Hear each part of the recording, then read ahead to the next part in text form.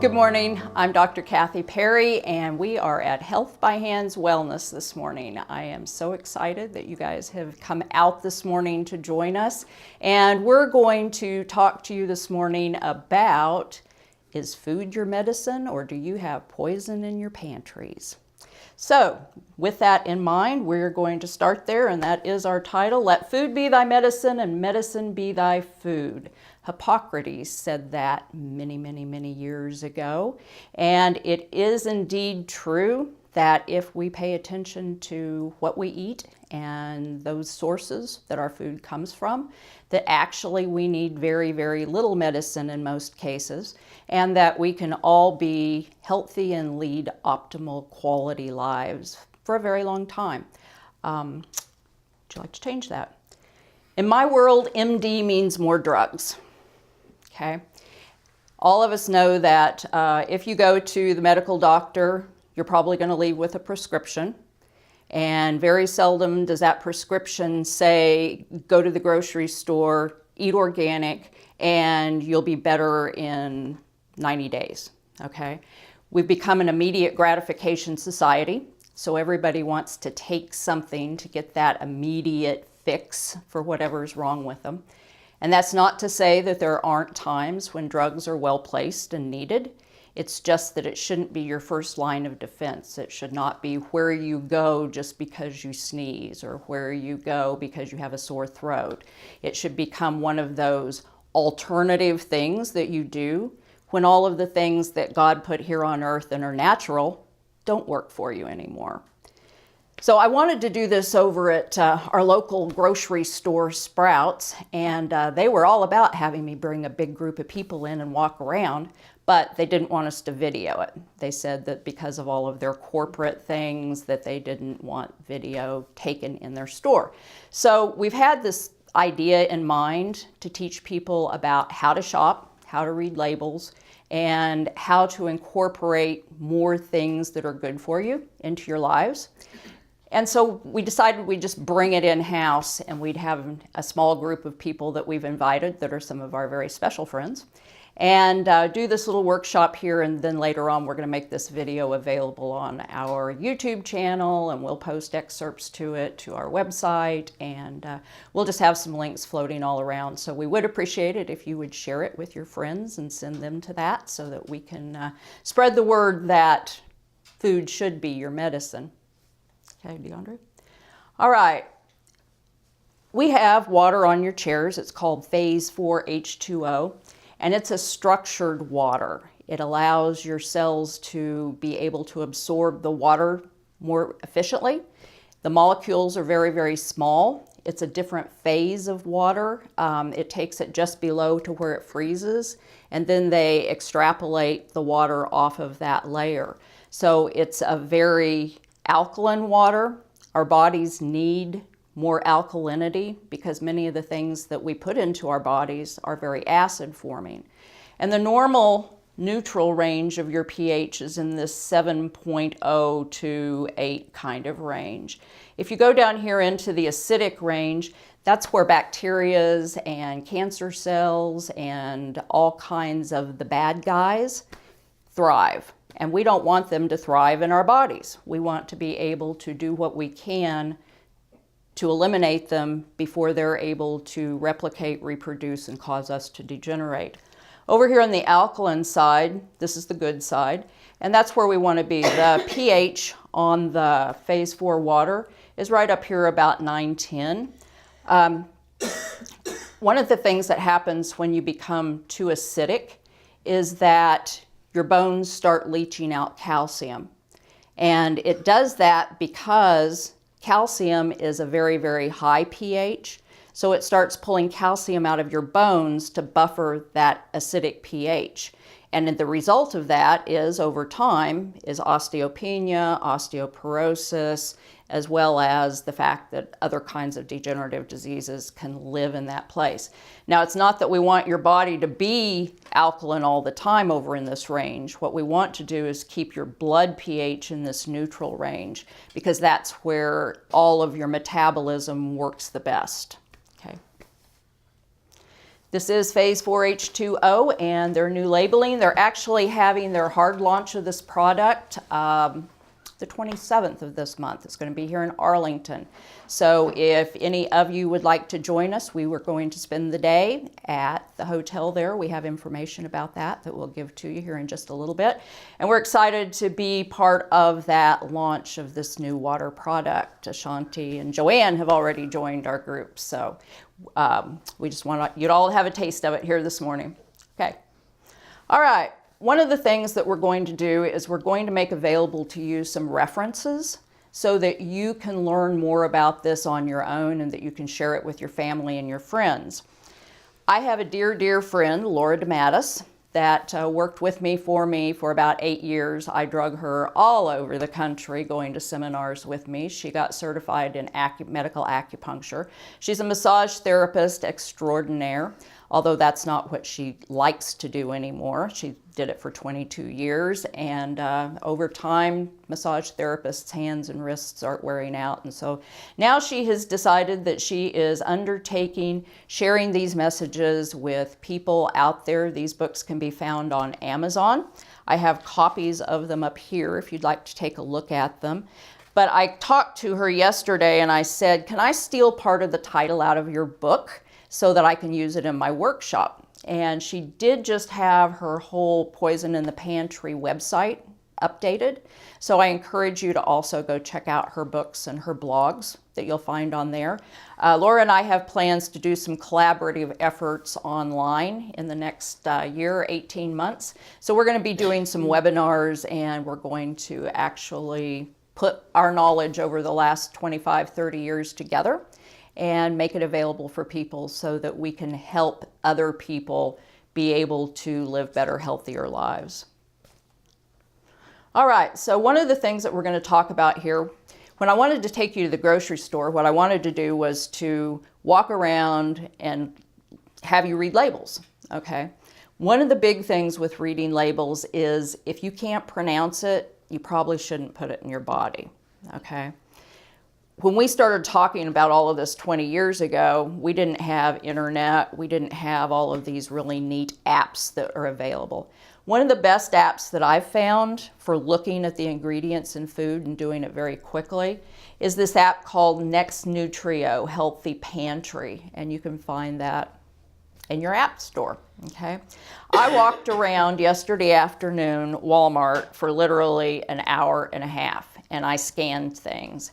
And I wish that I could get those pictures up to you. However, it tells me that my file's too big and we didn't start soon enough to be able to send it to Dropbox and do that. So the long and the short of it is that out of 63 screenshots that I took with all of the food that I scanned, this is what came up to be clean, okay? The app's really cool because you just start it, and it has a spot on there, much like the lottery ticket app. You know, if you scan your lottery ticket, you can find out right then whether or not you won or not. Well, that's what you can do with your food here. So it looks, I don't know if many of you can see it, but it's got the place where you just line up your little bars on your scan code and put it over there. It doesn't take much to make it pick up. And it tells me that the Sensible Portions Veggie Straws are indeed a good product. It gives me a little green check mark, okay? Now then, if I scan Tostitos, I'm gonna go back to my little scan thing here, the queso dip. We all love queso, don't we? All right.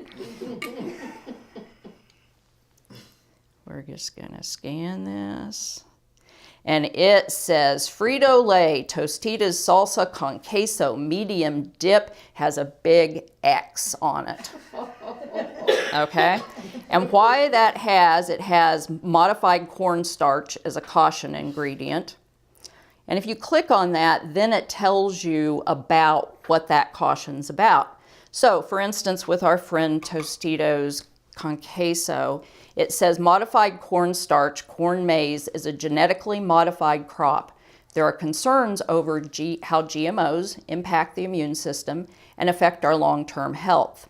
European labeling laws require GMO ingredients to be listed, making it easy to avoid them. However, here in the United States, there is no labeling required. Okay? By purchasing products with the USDA certified organic seal or looking for organic ingredients on a label, then you can be sure that your purchase is indeed non-GMO. All right. In addition to that, it has natural flavors. That sounds like it should be really good for us, doesn't it? Natural flavors. The term natural flavor or natural flavoring is a man-made additive that is produced in laboratories to give flavor to highly processed foods. Okay? So that doesn't necessarily mean it's a food, it just means that it makes it taste good. Natural flavors include the natural essence or extractives obtained from plants. This is an additive that could contain processed free glutamic acid, MSG, the food additive and flavor enhancer. It's also classified as an excitotoxin. So if you think about all of the kids that we have that are ADD, that can't sit still, the ones that have sensory issues, that they don't interpret information correctly through their nervous systems, if things like this are part of their mainstay of their diet, it's only going to make them worse. This is not what God put on our planet. We have a saying here in just a little bit. Go ahead, DeAndre. No boxes, bags, or cans. Okay? They are tampering with your endocrine system, and we're going to show you a little video right here. When you open up a can, you may not notice the lining inside, but believe it or not, that lining may contain a synthetic estrogen. That's right, a sex hormone, and it's in almost every single can we consume. As part of a Fox 5 investigation, we decided to have some of the cans of food you eat every day tested, and wait until you see the results. This could be your table any day of the week. A delicious plate of pasta, topped with tomato sauce, some hearty soup, a tuna fish sandwich, a side of green peas. Food that millions of Americans consume daily. But wait until you see what could be inside your food. This is a chemical that the people who put it into plastic were insane. His name is Dr. Fred Bomsall. He's a professor of biology at the University of Missouri. You may not know his name, but you probably know his work. He recently created a huge uproar within the scientific community after releasing a study on plastic baby bottles and the controversial chemical many of these bottles are made with, called bisphenol A. This is a chemical that in 1936 was considered for use as an estrogen drug. Then in the 1950s, some tricky chemists found that they could link this chemical together and it creates a hard, clear, glass-like plastic. And this glass-like plastic is sprayed into cans we buy every day. The only problem with that is the plastic is then made from a sex hormone. And it's virtually in every can of food we consume. And according to Dr. Bomsall, bisphenol A is a big problem because he says it leaches into the foods we eat.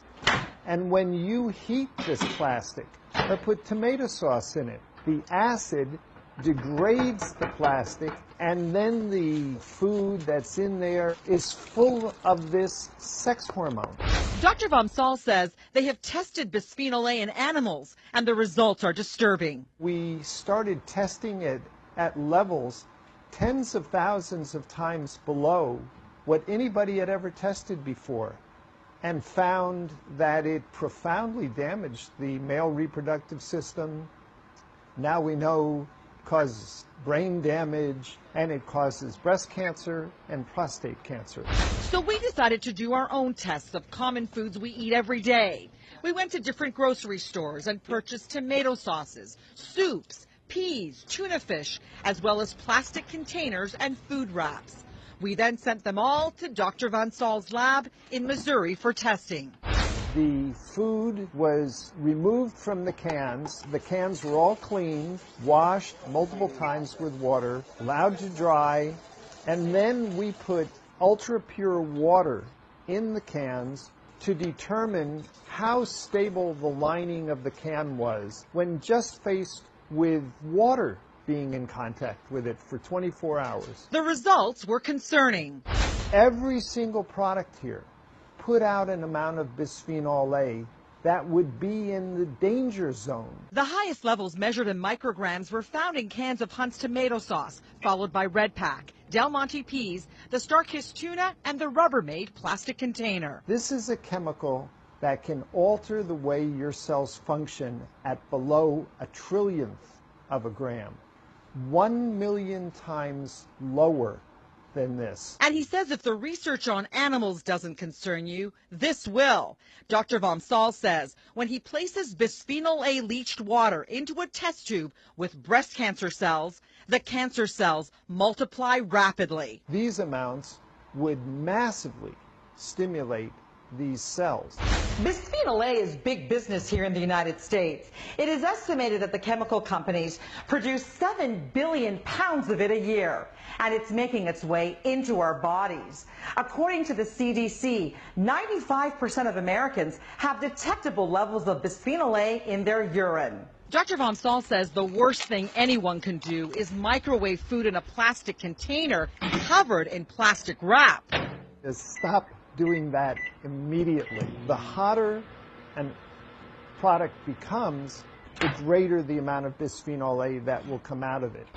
We need to have a balanced presentations about chemicals in the environment. Sharon Knies is vice president of the American Chemistry Council, a trade organization that represents the chemical companies. She says bisphenol A is safe to use. Bisphenol A has been very heavily studied, and it's been studied by many of the regulatory agencies around the world, and consistently they have stated that for the current uses that bisphenol A is safe. The FDA tells us it is actively reviewing the safety of bisphenol A, and in a statement adds, considering all the evidence, including the very low dietary exposure to BPA, and the fact that bisphenol A has not demonstrated adverse effects when consumed by animals in amounts far higher than humans would consume, FDA sees no reason at this time to ban or otherwise restrict the uses now authorized. It has never been banned by any country around the world, and we're confident in its use. Dr. Vamsal says the FDA and other federal agencies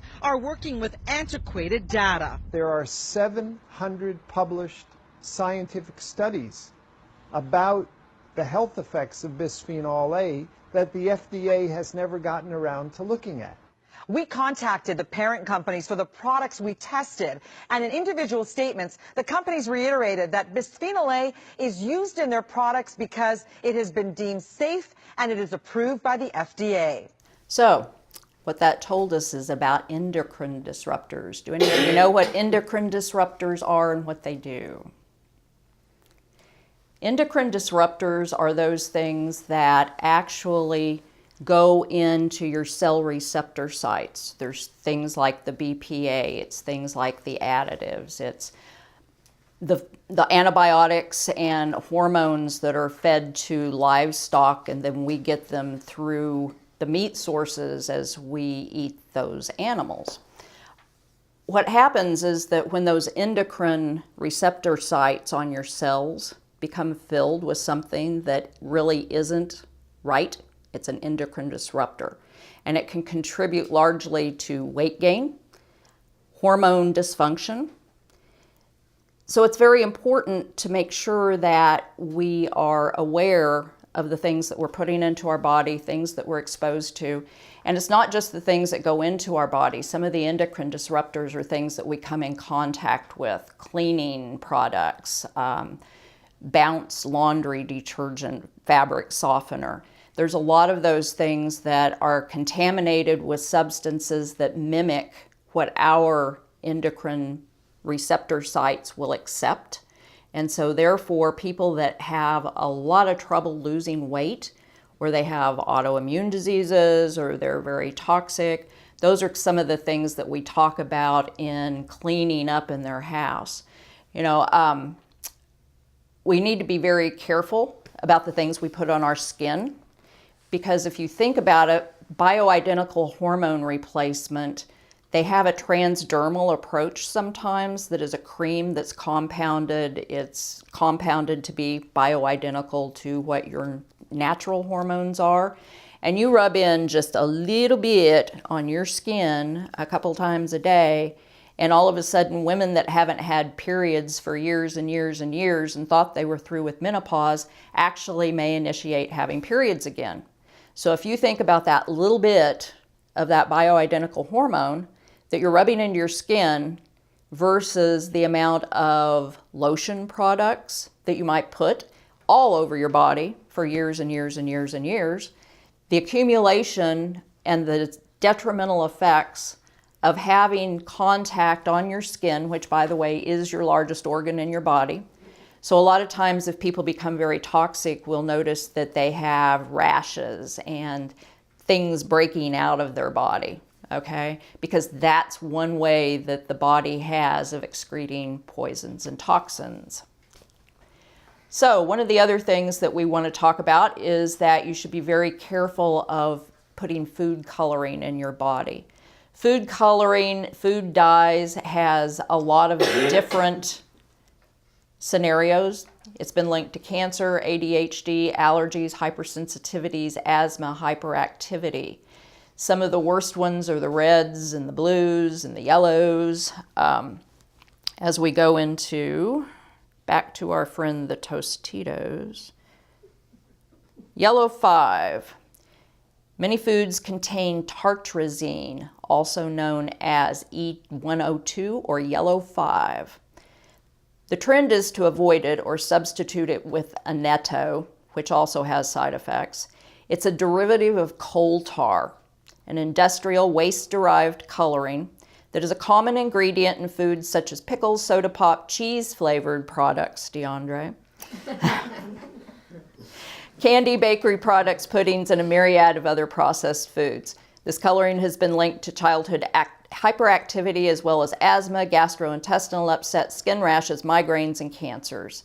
Warnings exist on food labels where this ingredient is added in the European Union. However, in the United States, the FDA does not require labeling of any food colorings and the warnings. If you're aspirin sensitive as well, it's really in your best interest to avoid the yellow 5. So you can go through and you can look at a lot of different things. It also has yellow 6 in it. Oh boy. Sunset yellow are names for a coal tar monozo color that is used in carbonated beverages, gelatin desserts, bakery products, breakfast bars, alcoholic beverages, and a myriad of other products. It may be contaminated with carcinogen because it has been known to cause tumors in laboratory animals. All right, so there is evidence that yellow 6 causes a lot of allergic reaction. Lakes are the water-insoluble form of the dye. So if that dye gets into our lakes, lakes are more stable than dyes and are ideal for coloring products containing fats and oils. Typical uses include coated tablets, cake and donut mixes, hard candies, and chewing gum. Okay, go ahead, DeAndre.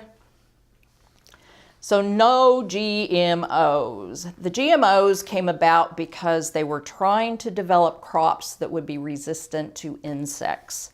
And while that sounds like a really good idea, what's happened with that is that it also caused those plants to mutate into forms that our bodies don't recognize. And so that glycophosphate that goes into the GMO products, it actually goes into us, okay? The European countries, they do label things. They would prefer that their people did not eat GMO products. I have a theory that says that although socialized medicine has some drawbacks to it, the one thing about socialized medicine in the countries that have socialized medicine for their people that are there is that they're very proactive in keeping those people well. They provide them with information that lets them know that GMOs aren't good for you. You may get sick. Reason being is because if these people get sick, they're going to have to take care of them, okay? So they don't want them to become sick and have degenerative diseases because they don't want them to be part of their system that's going to cost them money. So all kinds of really innovative and really great things come out of Europe and Russia because those are the countries that have socialized medicine and they want to keep their people well and to be proactive rather than to be reactive and have to treat them for the rest of their lives. All right. No high fructose corn syrup. Got a little typo on there. We did it correct. You might want to make a note there, DeAndre, or somebody out there.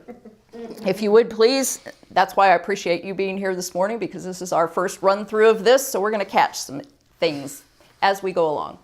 So high fructose corn syrup is in everything, okay? I mean, it literally is in everything.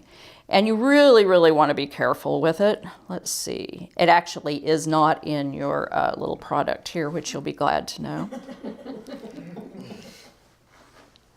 Let me find something on here that I know it was. High fructose corn syrup has a whole myriad of things. Across the nation right now, we are becoming more and more and more obese every year. If you look at charts that were available 15 years ago, we were starting to have an obesity problem then. This has exponentially risen over the last 15 years until the children are obese, they're not as active as they were, they don't go outside and play. You know, unfortunately, that isn't always the safest place for them to be like it was when I was growing up. We left the house in the mornings, horseback, and we're gone all day long. And my only rule was you have to be back by supper, okay? You know how far you can go on a horse in 8 or 10 hours? A long way. And you can do lots of things. You can swim in lakes, you know, you can pick up the neighbor kids, you can go have a picnic down at the artesian well and everybody gets wet in the creek because it's a hot summer day. We used to ride our horses to school. The last day of school, the whole neighborhood that had a horse, we rode our horse to school. It was 8 miles, okay? And our parents didn't think anything at all about turning us loose with our horses, with our friends, to ride to town, tie our horses up on the bike rack or wherever, the bleachers is usually where we did. We went to the football field and tied them up on the bleachers. And then ride back home, having a picnic along the way so that we can all celebrate the last day of school. So really, really watch these things because the high fructose corn syrup is creating that epidemic of metabolic syndrome that is so prevalent in the United States right now. Metabolic syndrome leads to diabetes, if not corrected. And diabetes, they're actually now calling it diabetes 3. You have 1, 2, and 3.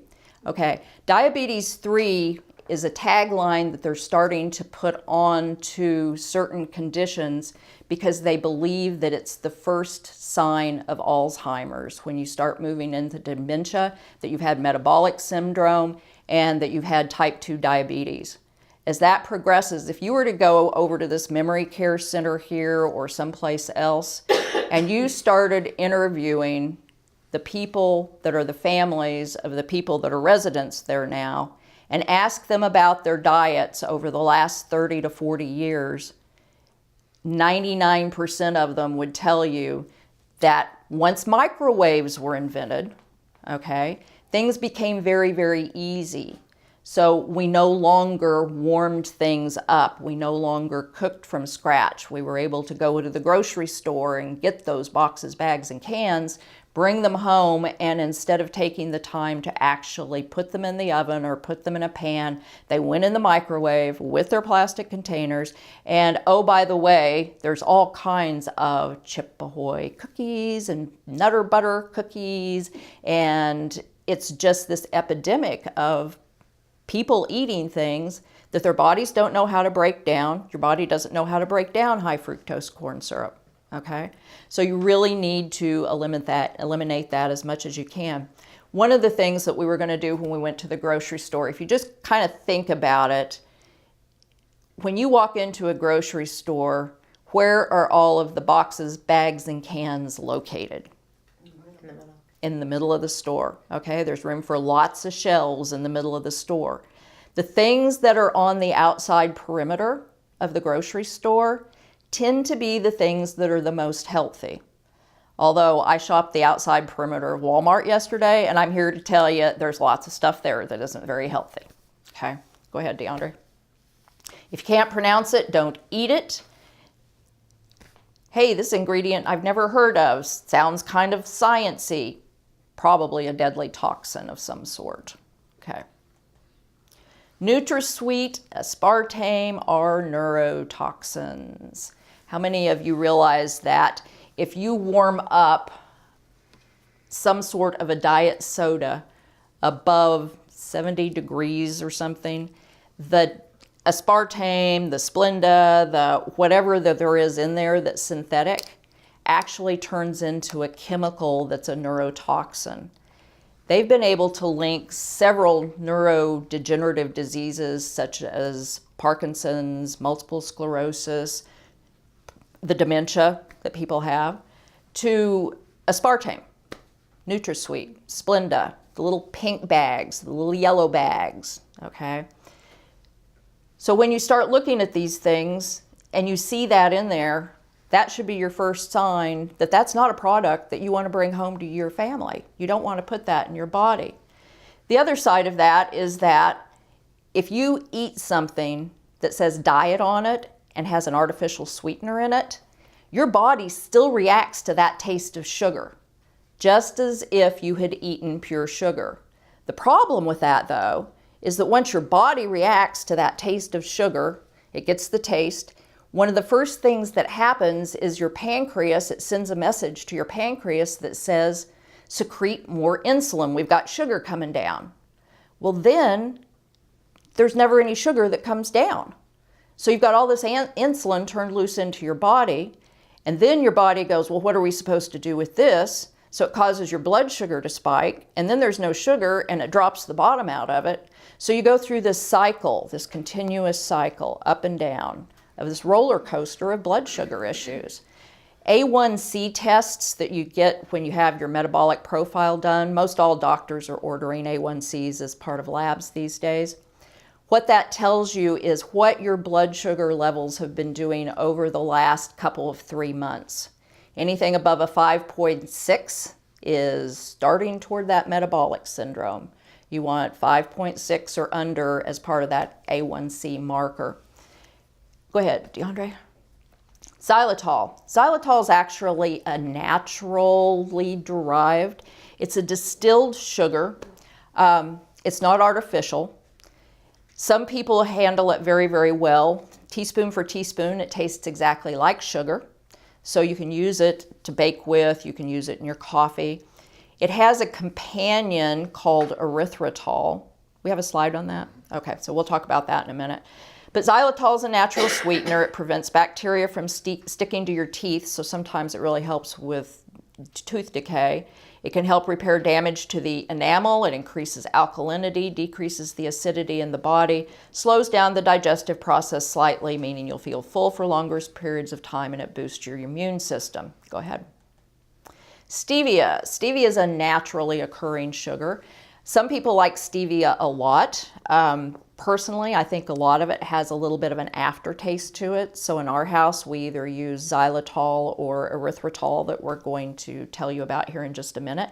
However, the Zevia soft drinks, Zevia, you can find them at the health food store.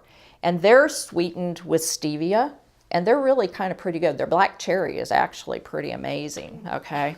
And it doesn't have any food coloring in it. In fact, you taste it and you go, oh wow, this tastes like a dark cola of some sort. And then you pour it out and it's perfectly clear, okay?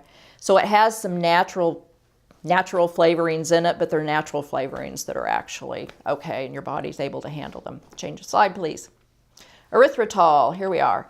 If you try xylitol and you find that it makes you gassy, which you and your family will know, you might try erythritol. It doesn't have the same kind of gastrointestinal reactions that xylitol has. Erythritol is a little harder to find. You have to order it usually on Amazon or from one of the online stores to have a continuous supply of it. It's a little pricier than xylitol is in some cases, but it is an option if you find that you can't do the xylitol and you don't like stevia. Go ahead. Okay, when is it important to buy organic and when is it okay not to? This list right here, which we will make available to you later, is called the Dirty Dozen. These are the 12 that have been shown to have the highest pesticide levels. So whenever possible, you want to buy these products in an organic form. The reason that these are the highest levels is because if you look at them, they all have skins that are thin. It's really closely attached to the fruit or the vegetable. Also, it's an above ground crop, so it's subject and lends itself well to being sprayed. Okay. And organic foods at best are almost to the place where, yes, the soil has to be a certain way for 8 years and you can't use anything on top of it, but because of our air quality, there's still some contamination of things that's going into our foods even when it is labeled organic. But certainly these products, strawberries, peaches, nectarines, cherries, tomatoes, peppers, apples, celery, grapes, spinach, cherry tomatoes, and cucumbers should be organic when at all possible. Change the slide. All right, xylitol, stevia, and erythritol. This is kind of a comparison. Erythritol is about 60 to 70% as sweet as sugar, so you need a little bit more. Xylitol is almost as sweet as sugar, and stevia is 200 to 300 times sweeter than sugar. And I think that may be why it has a little bit of that aftertaste too, because maybe we tend to overdose with a little bit of stevia, but it has to be a certain form for me to be okay with it. All right, change the slide. Here's a Clean 15. And I was surprised by some of these that were on here. Actually, I thought that asparagus would probably be on the other list. And I'm a big asparagus girl, so I was really excited because you can find asparagus out of season that isn't organic a lot of the year. So asparagus is also really, really good for your kidneys and to help clean out your urinary tract. Clean 15, corn made the list because it has a wrapper on it when it grows. But you also have to be aware of where that corn's grown because a lot of the corn that we have today is genetically modified. So that's one of the things that you want to look. I would actually throw corn onto the organic list if it were me, just because you don't know where the source of that corn might come from. One of the things about sprouts is that although not all of their food is organic, it's all pretty much raised by farmers someplace that are, as much as they can be, aware of keeping pesticides out of their produce. So even if it's not tagged there, that's one of the places that's a pretty good bet that you're going to get cleaner food there than you will at Walmart that isn't marked as being organic. All right, avocados, eggplants, kiwis, corn, pineapples, onions, green peas, cantaloupes and honeydew melons, mangoes, cauliflower, grapefruit, cabbage, asparagus, corn, and papaya made the Clean 15 list in 2017. Change the slide, please. So here's a synopsis then of the Clean 15 and the Dirty 12. And like I said, we're going to make that available to you so you can have that for your own resource as well as pass it out to your friends. All right, so that concludes the end of our slideshow right now.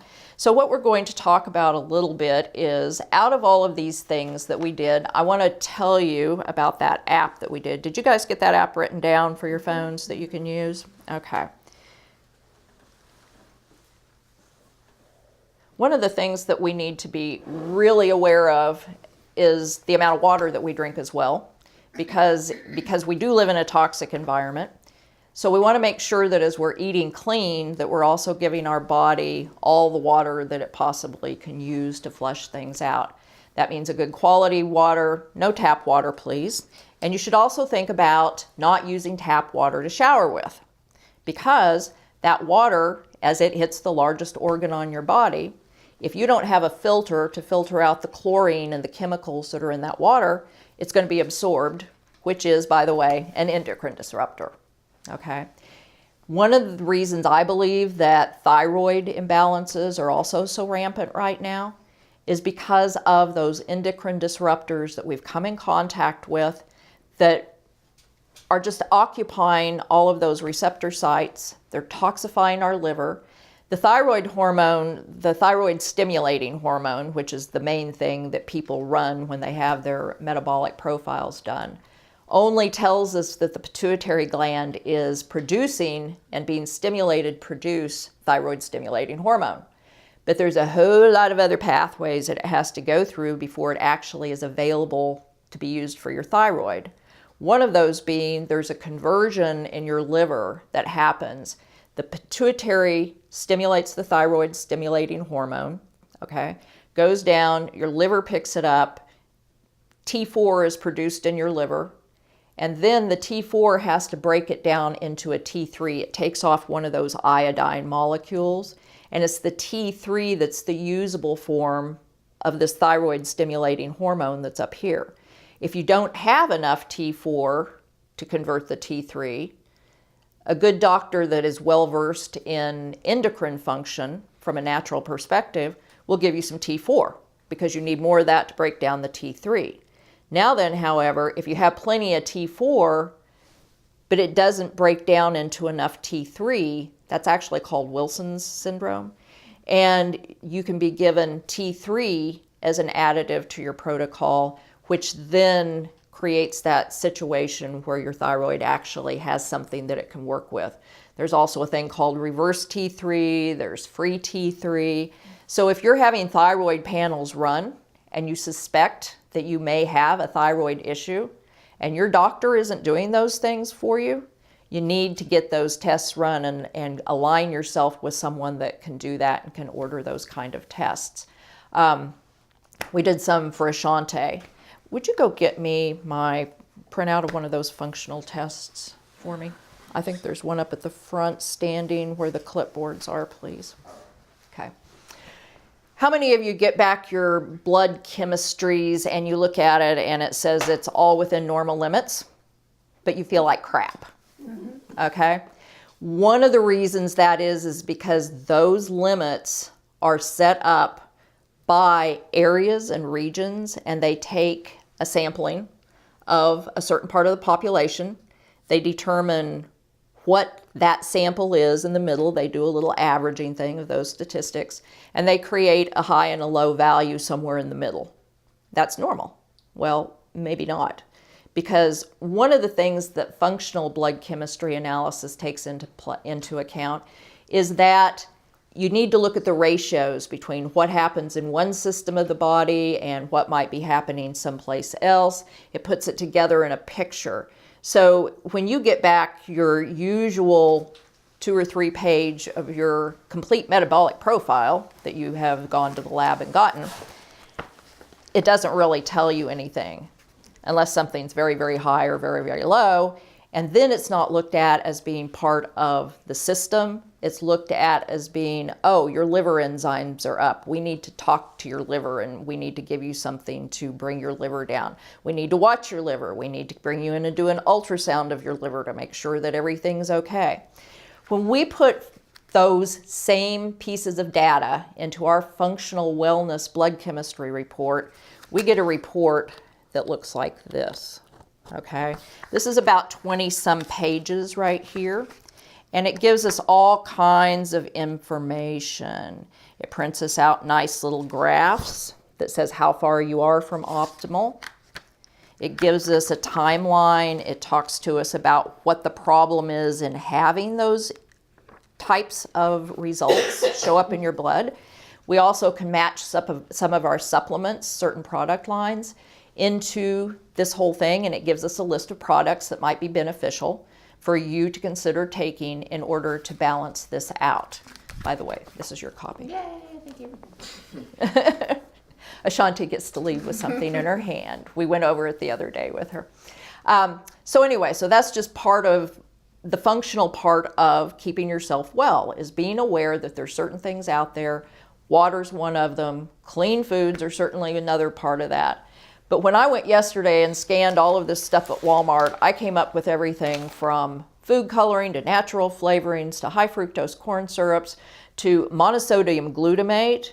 Monosodium glutamate is actually in this stuff, okay? It's another neurotoxin. Yeah, love that stuff, don't you?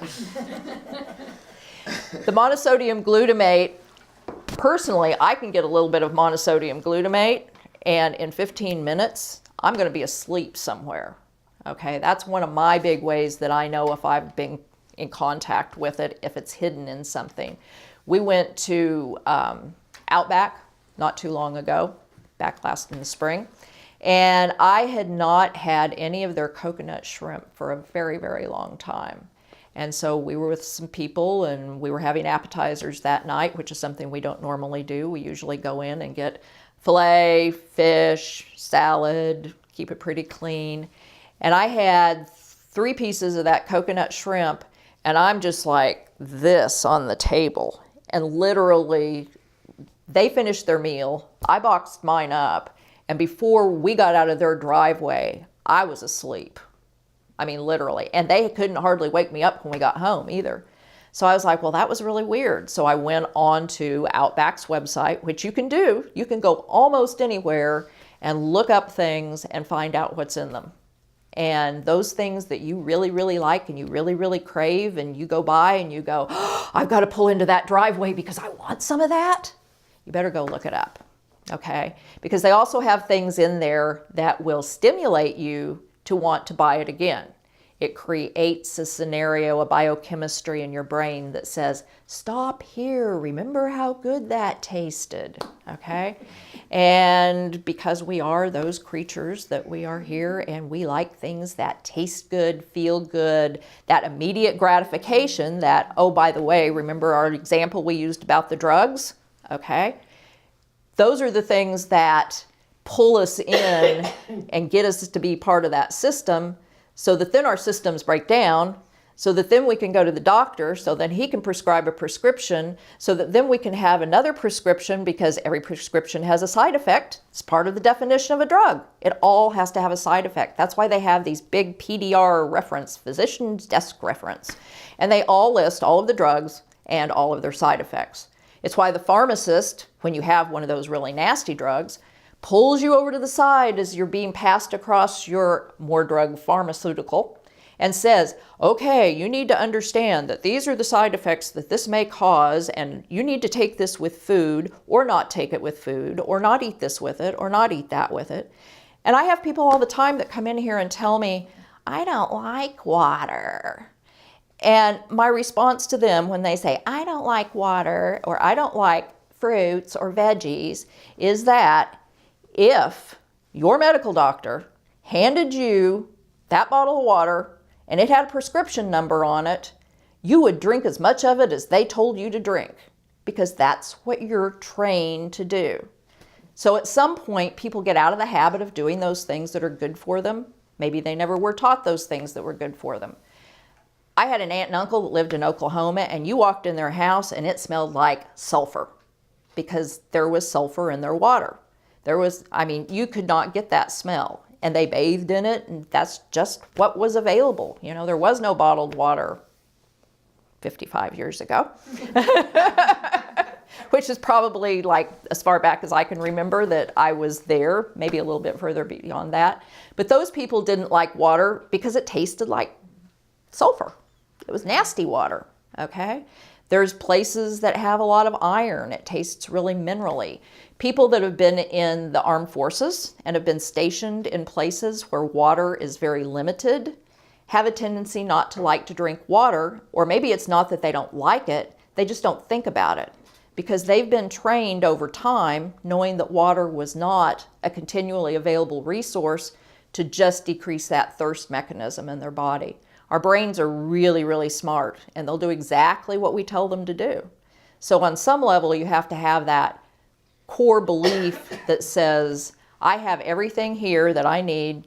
I can let food and water be my medicine, and I can be healthy well into my hundreds. Amen. Anybody have any questions? Comments? I was that good? I have the Tostitos, but it's the hot, not the medium. So does that make a...